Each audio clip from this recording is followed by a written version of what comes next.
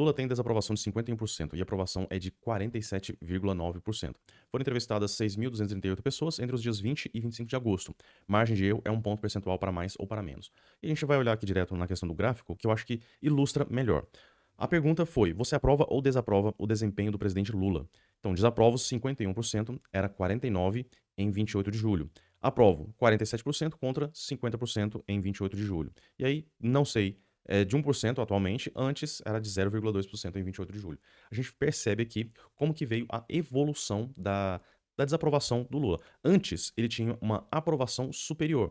A desaprovação era só 45%, ele se mantinha aqui entre os 50% no começo aqui de 2024. Mas como foi passando o tempo, os efeitos, o que ele plantou em 2023 foi começando a aparecer, inflação foi subindo, os rombos, aí mais e mais escândalos, gente tirando dinheiro do Brasil, e aí ele veio aqui nessa derrocada.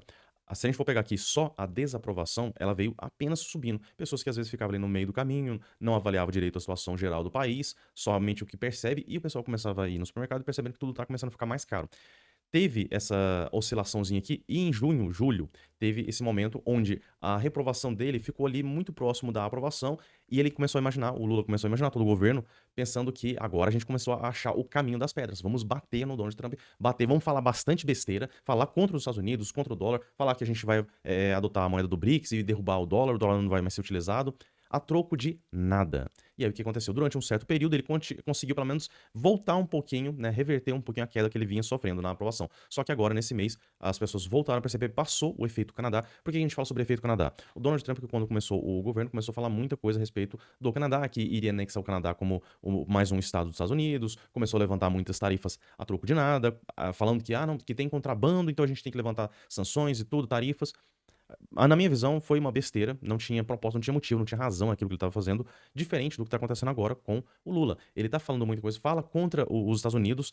Eu acredito que ele está achando que ele vai conseguir uma posição privilegiada no BRICS, que a gente já tem vídeo aqui no canal falando que é um grupinho que não vai para lugar nenhum, não tem nenhum acordo de livre negociação, acordo de redução de impostos mutuamente, não tem nada, não tem nada. Às vezes eles se reúnem, conversam um pouquinho ali, tem alguns dos integrantes que têm conflito mútuo, como a China e a Índia, a Rússia, que é um país em guerra, então é uma economia em frangalhos. O Brasil, que não soma em nada, né, nesse grupinho. E aí vem o Lula falando, querendo fortalecer o BRICS, falando muito contra os Estados Unidos, que a gente precisa criar uma moeda para fazer frente ao dólar. E aí o que acontece? Os Estados Unidos têm uma razão para poder impor sanções, né, aumentar taxas, impostos. Primeiro porque a importação aqui do Brasil já é em torno de 100% de produtos internacionais.